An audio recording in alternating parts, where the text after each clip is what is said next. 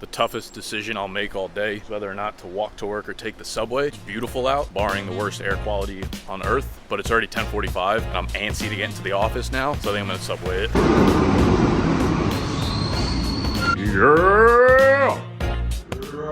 First order of business in the office, vans off, barks on, let them feet bark.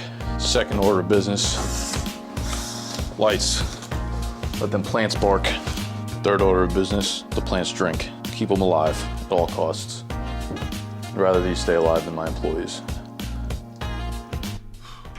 All right, so in the Discord, when I'm asking for Q&As for big content, a lot of the ones in the last week or so have revolved around my process, like how I create, going from start to finish on a specific project, or like start to finish on a specific day, like what my day looks like. One in particular came in this morning from Brandon. Says, in your videos you come off as very carefree and mellow, but as most successful people, especially with a higher education, masters, whatever, the majority of them are very type A from my experience. Can you give us some insight of what goes on behind the scenes, or what a typical day for you would look like? Obviously, content creation is very saturated, so I'm assuming you're putting in very long hours, or have you subdued that since you have employees now? I figured, rather than just talking about that question, why not show y'all? So welcome to a day in my life.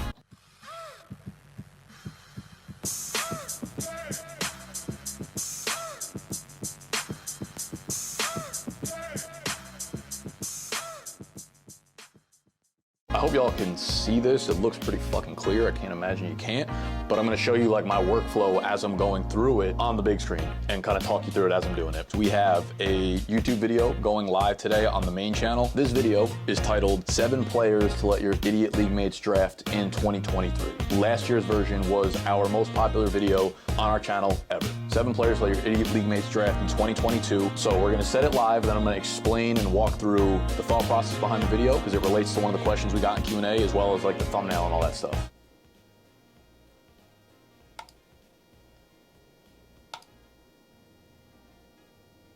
All right, so that video went live. Needless to say, that's an exciting video to put out because we know it does a lot of damage for us in the best way possible for our channel. So a question from the Q&A in the Discord. Dylan asks, can you do a breakdown of your process making a video from start of thinking of the topic all the way through the end result? So that's what I want to do with this video in particular, and take you through the thought process of thinking about videos and different types of content that you want to post on your channel. Let's take you inside the mind of an idiot. This one just went live, and I'll show you last year's. So this is last year's. We're at 159,000 views on that. The very first piece of advice I can give you when it comes to deciding what type of content to make is that if it ain't broke, don't fix it. I've been doing this for long enough. I've been putting out fantasy videos for like 7 or 8 years now. So I've been able to very easily over that time span learn and pick up what kind of things work on YouTube, what kind of things don't work on YouTube, what specific trends will be popular. I know any sort of video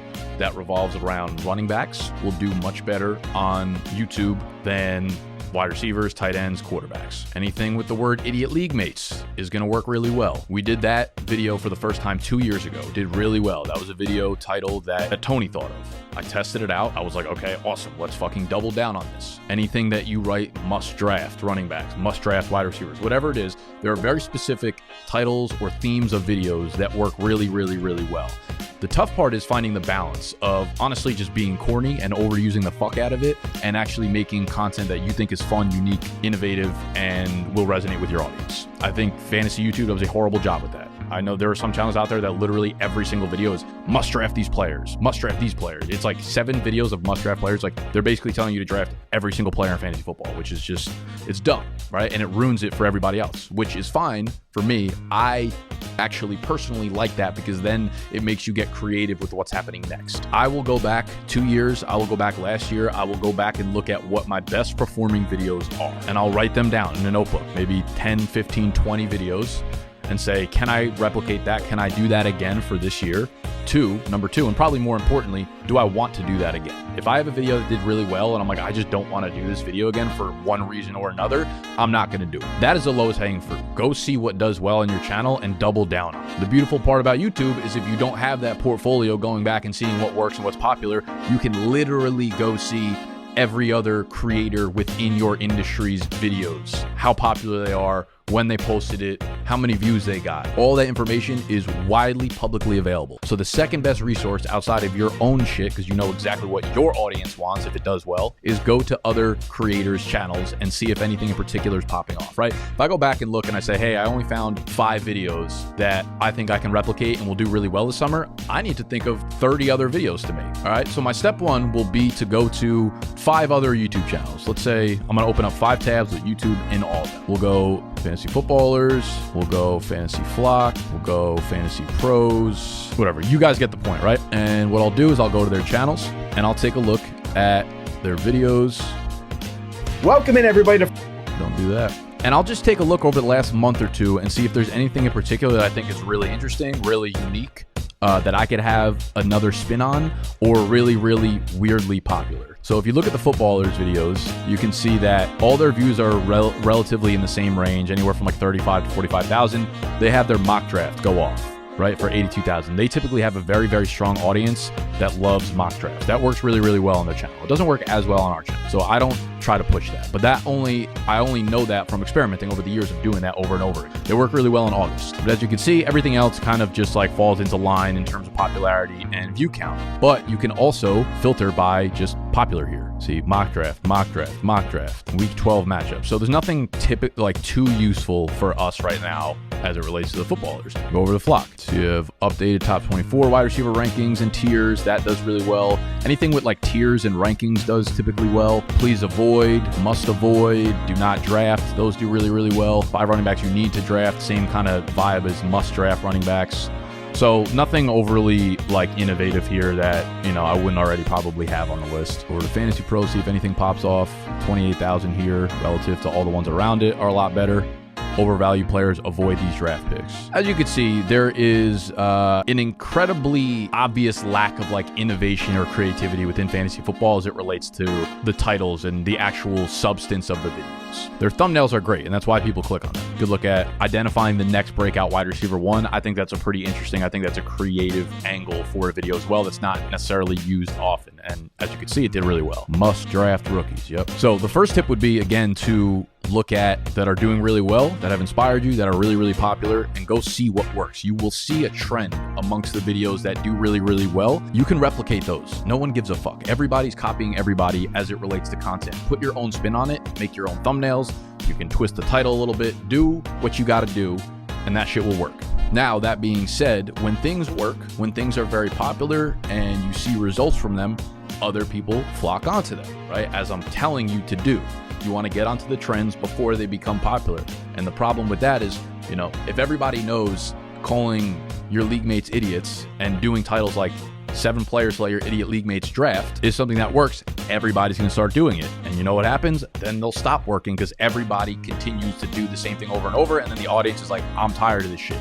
Then you need to innovate. Then you need to recreate. Here is another example of exactly what I'm talking about. The last video that I put out, this one, don't draft these 5 running backs in fantasy football, draft these 5 instead. That was one of our most popular videos last year. I knew I was going to do it again, and it turned out to be our most popular video right now. It's absolutely ripping. We put this out 2 days ago. It's got 20,000 views. By far and away the most popular video that we put out within the last few weeks, last couple months. Did I change anything? The style of the video, the energy of the video was exactly the same. I upgraded the thumbnail a little bit, made it a little bit more crispy, made the text and font a little nicer, made it a little bit more aesthetic, but overall, I just knew it worked really, really well last year, so I didn't want to tinker with it too much.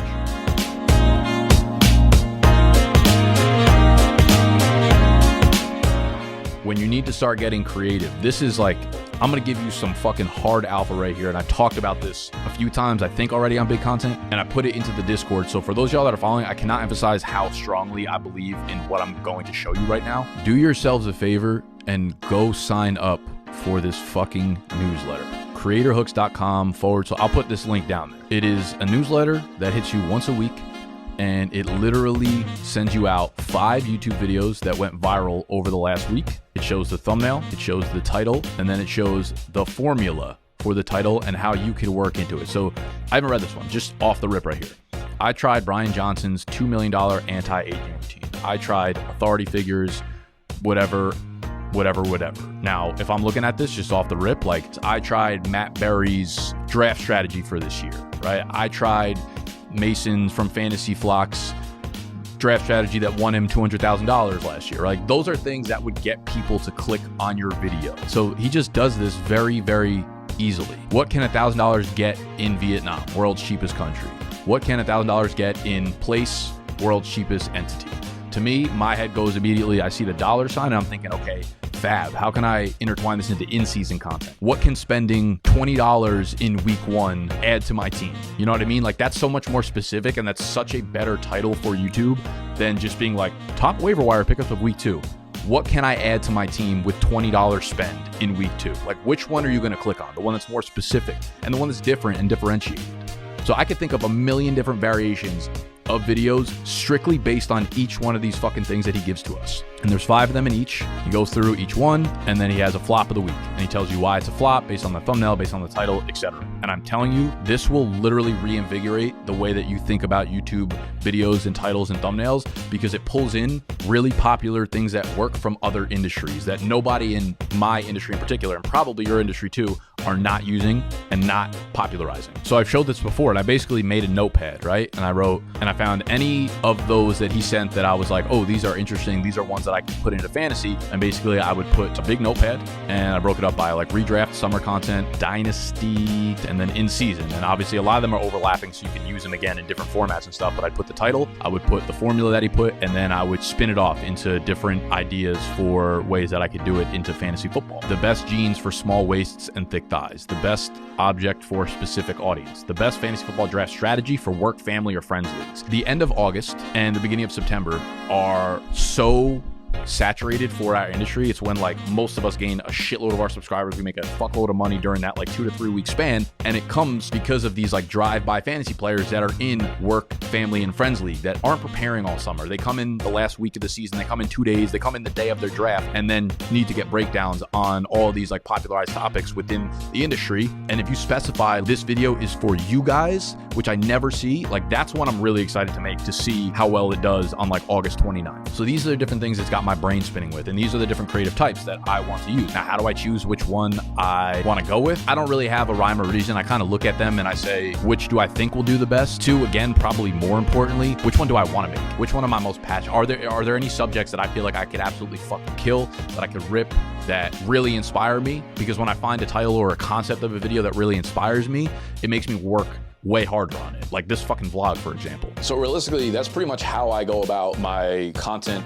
choice process, in a sense, like deciding what kind of content I'm gonna make next. I look back at what worked for me in previous years, because that will very likely work again because you're making it for the same audience that it already worked for. 2, go look at other creators within the same space and look at what videos speak to you, but also speak to the audience. Those will probably do well on yours as well. Like you can look at Mr. Beast does so many popular videos. The amount of creators on YouTube that literally rip the same fucking thumbnail and exactly the same type of content and structure. And then 3, go sign up for that newsletter. And I wouldn't put like the newsletter specifically as like the part of the process. It obviously is a big part, but I think the idea of what I'm talking about with the newsletter is don't just look at your industry, pull from other people's industries as well, because your industry will start getting saturated once everybody starts pulling the popular type of videos. Like I see, once we started making like the Idiot League Mates thing popular, I see a lot of channels and a lot of creators rip from that, and now their focus of the videos that they put out are about the league mates, like 10 things that your friends aren't gonna do in draft, kind of things like they spin off of the Idiot League Mates to friends or other types of league mates or things like that. And sometimes it works for them, sometimes it doesn't, but it happens all the time. So don't be afraid to like pull inspiration from other people.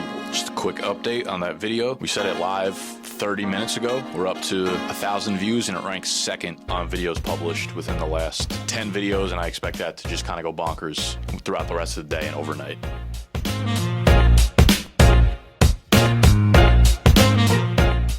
Pertains to actually making the content. Sometimes I'll do the thumbnail first, other times I'll do it afterwards, depends what mood I'm in. Both of them I consider to be very creative processes, so I want to make sure that I'm in a creative mindset when I do them, which is typically the first thing in the morning for me. I actually want to backtrack on that a little bit. it. So as you saw from, I think the first clip, maybe if I put that in here, I got into the office at 10:30 today, probably a little bit later than usual. I'm usually into the office by between 9:30 and 11 at that time. I'm a morning person, so the very first thing that I want to do in the morning, that's when I'm most creative, the most energetic, the most ready to fucking get after something. The first thing I want to do is something that I know will improve either my life or my business the most. Because by the end of the day, 5, 6 p.m., I have way less energy, and I don't want to put my energy towards things that are not productive for me. If you've ever gotten into working out and do workout routines, anytime you start to research like, oh, how should I set up my workout routine? You always see do your compound movements first. If you're doing chest day, you don't do flies first and then tricep push downs and then get to the bench press, right? You want to get to the bench press first because that hits all the muscles. That is the thing that's going to push you forward. That thing is going to push your chest and shoulders and everything forward in the most productive way. I think of my life in the same way. So when I get up in the morning, I want to do one of two things, very strictly one of two things. I want to either exercise or I want to get right into creating. That is it. There's nothing else that matters to me before the hour of 11 a.m. Exercising, pound for pound, no pun intended, will be the best investment of your time on a personal level. Maybe meditation. I don't do that shit though. Creating should be the focus of so many more people's leverage point in their day. When they feel the best is when you need to create. If you want to be a content creator, you got to show up every single day and create some shit. You don't necessarily need to post or publish things live every single day. You need to take the best part of your day and put that towards content creation. If it's research, if it's thumbnails, any of that stuff. If you make, if you create, if you work really hard and you do it really consistently over a really long period of time, your life will change in ways that I can't even explain. So for me, first thing, I wake up, I decide, do I want to exercise? Do I want to make content? Or do I want to do both? Today I did both. I worked out today. That's why I came in a little bit late. But I'm ready to fucking make content now. Oh, assuming we know what video we're gonna make. The app I use is Notion. You could literally just use the Notepad app on the iTunes thing, whatever. On a MacBook, doesn't really matter, wherever you want to take notes. I basically have a page where I have all a bunch of ideas for different videos that I might want to rip off, and I kind of write them down.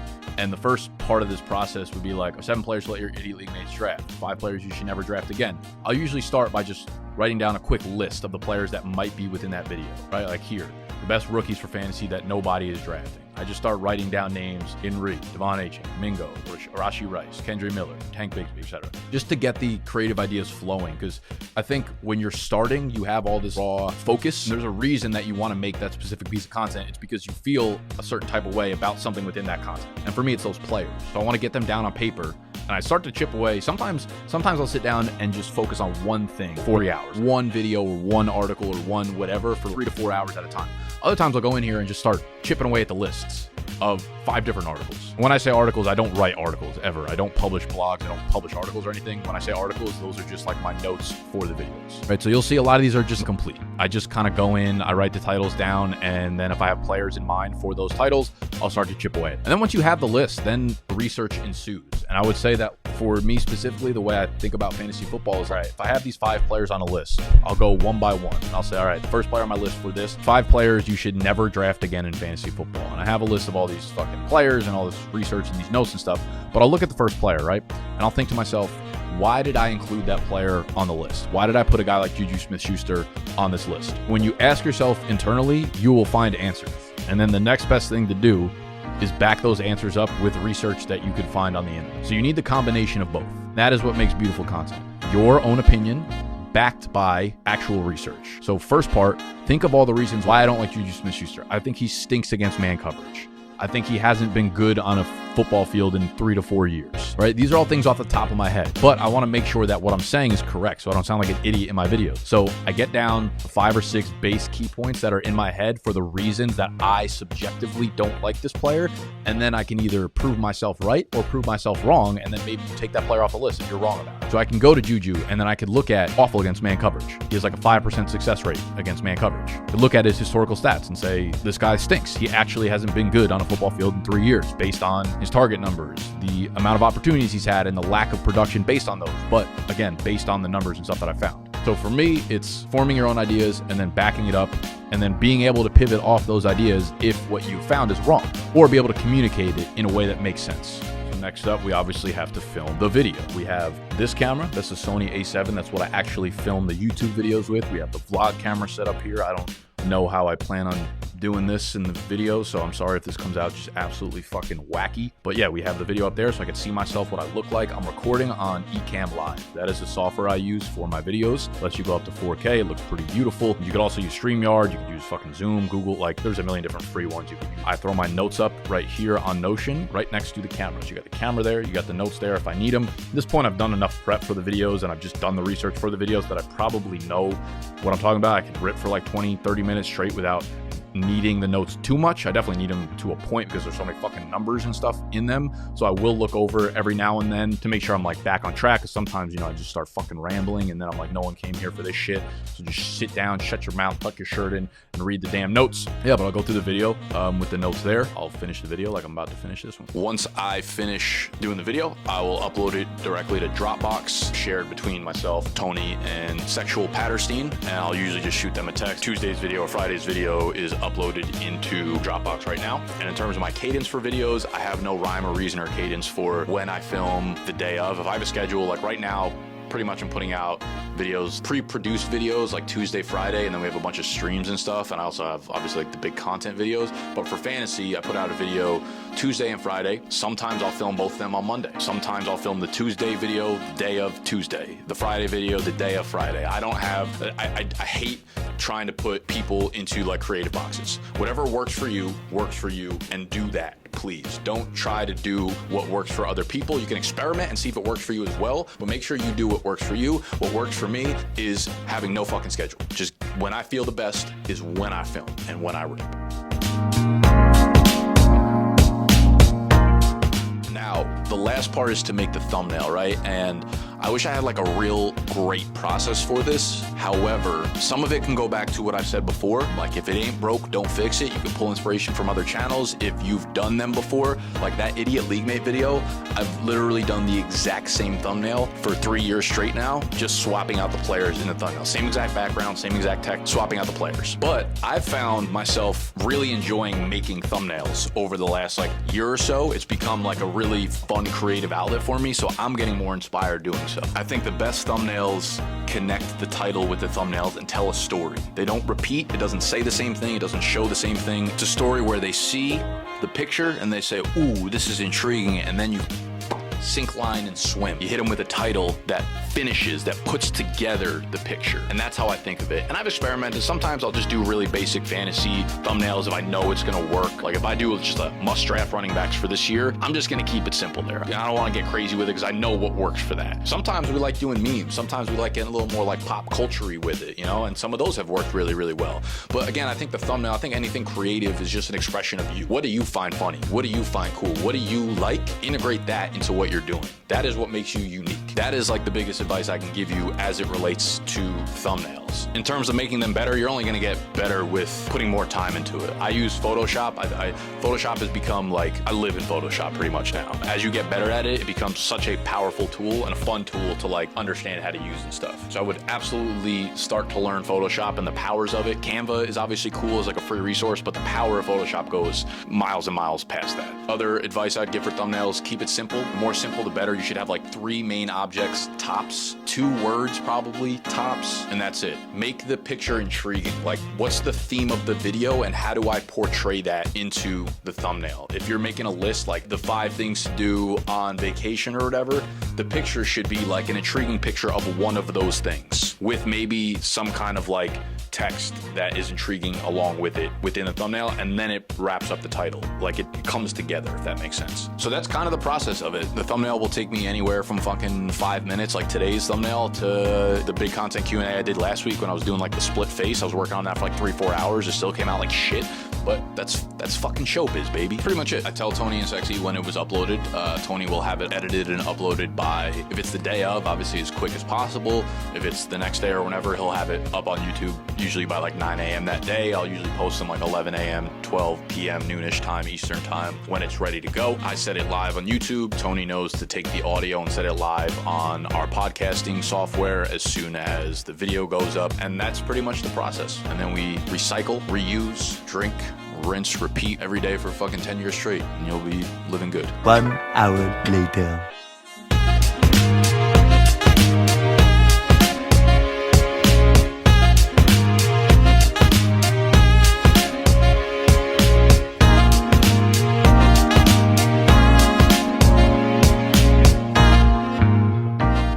Now, everything that I've showed you or told you about up to this point is strictly as it relates to me being a content creator. I also run a business. And now it's time to yell at Sexual Patterson.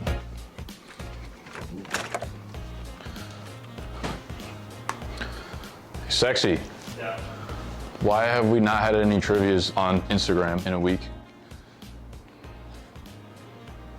Just forget to post up there. Don't fucking smile, this is serious. Where's their camera? Because I'm documenting my day. And I was talking about being a content creator, and then I'm like, I need to also run a fucking business over here, so I need to go yell at you. It's a conversation we've had before. Shave your mustache. Instagram, you know what you need to do with these clips. Probably a lot of worthy interns on Instagram. Sexy. You see what I mean? This is a problem with me. No one takes me fucking seriously. He's smiling because I'm yelling at him, but I have a camera on him. Fortunately, that's the way we have this set up. I like to film things for better or worse, to show you what's really happening in here. Can obviously be stricter, where I could like look and document every single video and make sure that it's up on TikTok and Twitter, on Instagram, and be on top of that shit. Not how I operate. As you can see, I have a lot going on. Making this video in itself is gonna take like 6 hours on top of all the shit I need to do because I leave for vacation on Monday. So I don't have the time to micromanage. I don't want to micromanage. I want to put people in spots where they can just do whatever they want to do. Don't know if I'll ever get completely to that point. I think some of that comes to the fact that like both Sexy and Tony are very young. They're 24, and this is Tony's first corporate job. Sexy's probably second, maybe. So they're still learning the ropes, and I have to remind myself of that sometimes, where I'm like, you guys chose to be here, like show up and fucking get everything done, you know? But I have to realize that they've never been in this situation. They don't know things to do all the time. So it goes back to me making sure that I set up these like systems in place that help them succeed because they've never been down these paths before. They haven't had these full-time jobs. They haven't been in a corporate setting where the little things matter. The little details add up over time. And I have to relay that to them, whether that's fucking yelling at them on camera or pulling them into the office and having a one-on-one with them. And it's finding out which one of those versions work better. Like, I guarantee you Sexy ain't gonna miss another fucking Instagram video again because of the way that I approached him with this. I know I'll probably get some comments like, I can't believe you put your employees on blast on fucking in public. That's what you sign up for if you wanna work here. Like, this is what's gonna happen. I also come out and tell you all the shit that I fuck up. I'm not above anybody. I mess things up, and I'm not afraid to talk about the things that I mess up. So if you're in my space, you're gonna mess up, and we're gonna talk about it. We're gonna talk about it with you, and we're gonna talk about it with me, and we're gonna talk about it with you.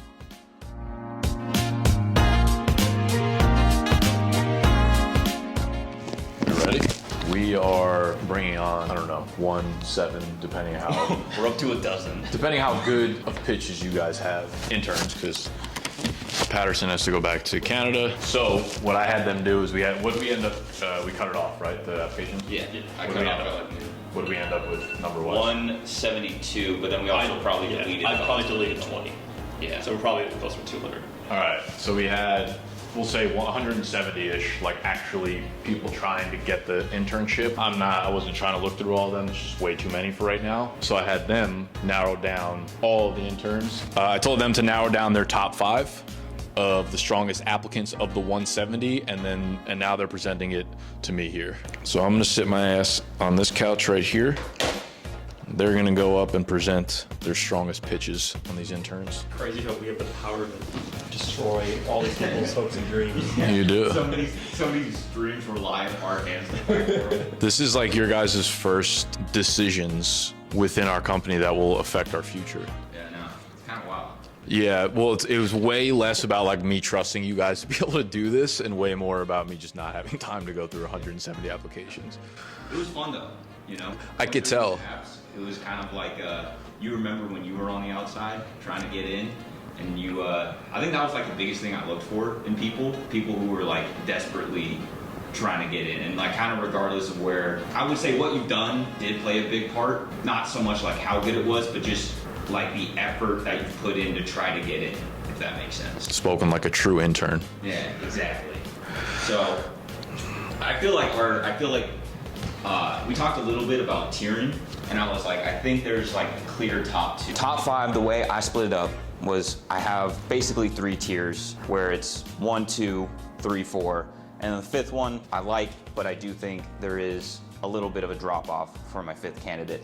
I'll start at the top. This feels a little bit Bryce Young-y, where he, should be the top candidate.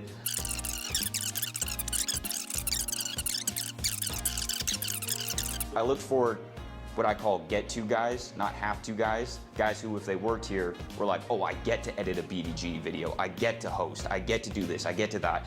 Not, oh, I have to do this shit. I have to do that. Because I remember when I was back home, and I remember that first email you reached out to me being like, yo, I need you to edit this video. My mind was blown. I was like, dude, I get to edit a BDG video. That's fucking nuts. And it was a Twitter video, right? It wasn't going up on the YouTube page. It wasn't anything. And I remember my friends were like, how much you getting paid for that? I was like, I'm not getting paid for that. The fuck you think? I was like, you know, just, he has the attitude that he would be honored to come in, work for BDG. And I think that's the attitude that we need, the work ethic that we need. Only 19 years old, but this kid might just be fucking electric. I've got 3 of the same 5 as Tony has. I just feel like No, okay, I did like the video. I thought that was kind of electric. I said, so in my exact notes, I was like I was like, I hate that I find this kid funny. I almost feel like he would be a really good editor to add if that's what we were looking for. Because he would come up with those like funny cuts, and he has a good sense of humor. I don't know. I feel like he has like a very good like dry, sarcastic sense of humor. I kind of lean more towards that. He makes me want to see more. Yeah, like the fact that he did that, and then I feel like he put a lot of effort into his application here. I would have thought somebody like him wouldn't really care that much about writing this shit down, but yeah. he put a lot of effort and came up with good ideas. Trivia, although he's probably my 5 of the top 5, but I think he deserves a chance. Does he doesn't have any other online presence? No, he So does his Instagram. 1 hour later. We're good. That was an electric round. Is it ever gonna stop, or should I like reset it now? It will never stop. Never. Never ever. All right, you guys remember who picked We're back for some more NFL grid trivia. We got a massive grid today. 3 contestants, Nikki Clicky, Daphne, and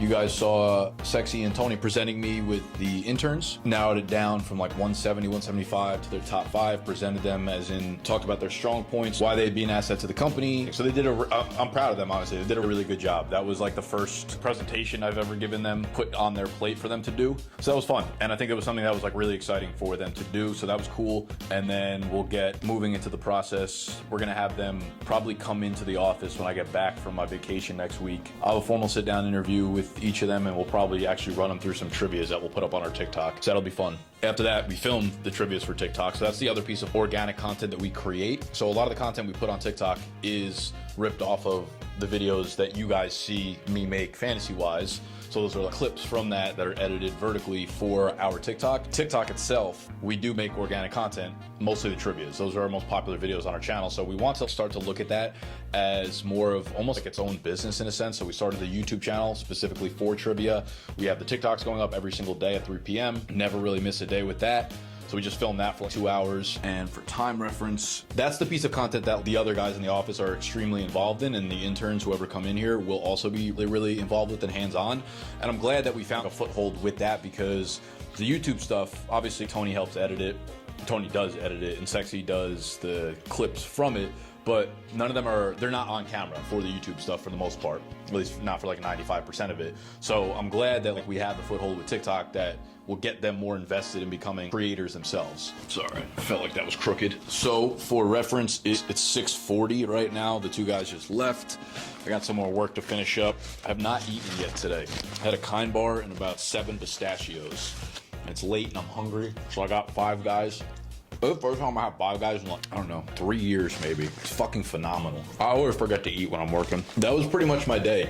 And that's kind of a typical day for me, I would say. I'm probably working a little bit more this week in particular than I would in a normal week, only because I'm leaving for vacation next week. So I have to double up on everything I'm doing so that I can not have to film shit when I'm elsewhere, because I'm not gonna be able to. Got up, exercised, got in here, filmed a video, made some thumbnails, researched for videos, filmed some TikTok trivia, handled some miscellaneous external things, which I would put the intern stuff into there. I actually have to answer a couple of emails from lawyers in a second. I try to keep that stuff kind of towards the end of the day when it's more like admin work and I'll have to be creative for it, and I can run off of a Kind bar and 6 Five Guys fries. Maybe I'll do some quick Q&A right now from the Discord. I don't want to get into any of the real deep ones right now because I'd like to do those in their own set of videos. Like, do you value in-person networking events? That's one I'd like to get a little bit more into. When you go out of the office, how do you manage to stay off your phone, or you just say fuck it and still do some business stuff? I'm working all the time for sure. Like, I won't be filming out there, but I'll definitely, I mean, even on vacation, I feel like when you go on vacation, the morning parts are typically, you have your own time in the morning, I think, for the most part, right? Where you can like get up. I'm a morning person now, so I'm like kind of programmed to get up by 7 a.m. So even if I'm somewhere where like, if I go stay out with my sister with her and her boyfriend out in Denver, if I'm up at 7, I'm probably able to sit down on my laptop and focus for 3 hours before we day moving, and maybe even more than that if I want to. Long-winded way of saying I'm working when I'm on the road, but only shit that I want to do. I definitely never put my phone down completely, and I don't think that's the right way to do it. I'm not saying that you can't. I don't want to push that as if that's the only way to do it, but when I was younger, I definitely would bring equipment with me if I needed to film shit. I was very much in that mindset, and now I can take a beat if I wanted to, kinda, but I don't really. But I also don't think it's necessary to be a fucking psychopath like me either. What are you doing down here in Florida? I'm visiting my grandparents for like 3 or 4 days, then flying out to Denver to visit my sister. Nick, what's the best brand of tequila? I love Tequila Ocho. Their Silver Blanco is my favorite tequila. Let's say you're building a general content creation team of 4 to 5. What are the positions that are essential to making the operation run smoothly? That depends on, I guess, what your goal is, also what platforms you're putting it on. Right now, I like the setup that each person in the office, or at least everyone in the office, does have tangible skills outside of being on content. We are all inside of our content within the office, but we each have our own skills that are added to it. Tony's more in the creative role. Tony does all my editing for YouTube videos, but he also makes a lot of thumbnails, and he's getting better at that. He's getting better at overall editing, more lifestyle stuff. Sexy's more of just like a put the head down and go. If I tell him to complete a task, he will get it done. He's less creative than Tony is, but he's better suited for admin work. If I'm gonna need you to rip through these fucking 50 Excel sheets and find me these 4 things, I know I could trust him to do that. Obviously with content, it's a little bit different. You obviously need someone who can hold the content, like the main content creator. And I think on TikTok, we all share that. I don't feel like I am the content creator on TikTok whatsoever, even though the majority of our clips are from like YouTube. Obviously, I'm like the workhorse there. So you need someone, depending on what platform you're on, to be the go-to content creator, obviously. Do you need a designer? No,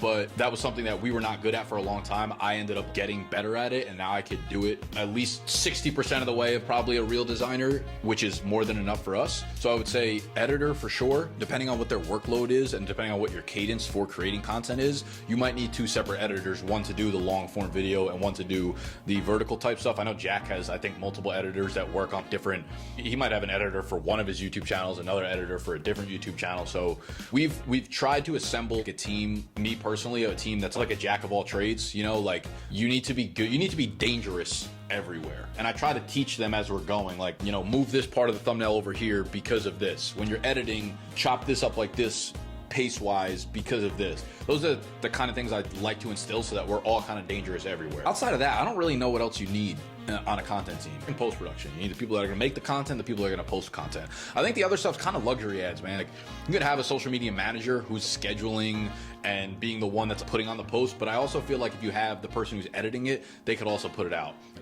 Tony's responsible for uploading it to YouTube. Sexy's responsible for uploading to TikTok and posting that stuff. Like I said, you could have a designer. I don't think it's personally necessary, but if everybody in a team is fucking god awful at it, then maybe you look to outsource it, or maybe you look to just get better. That would be the ultimate team. Most people can do things with a very lean team. They just got to be willing to put the work. I'll wrap up there because this is probably a long video. I don't know, and I'm fucking starving, and I can't wait to take a fat bite out of this juicy burger. All right, well, if you guys enjoyed the more lifestyle vlog-ish stuff, I can make more. I don't know if you'd rather have me just sitting at the desk and fucking screaming at you. Either way, I enjoy making this stuff, so don't matter to me. Let me know.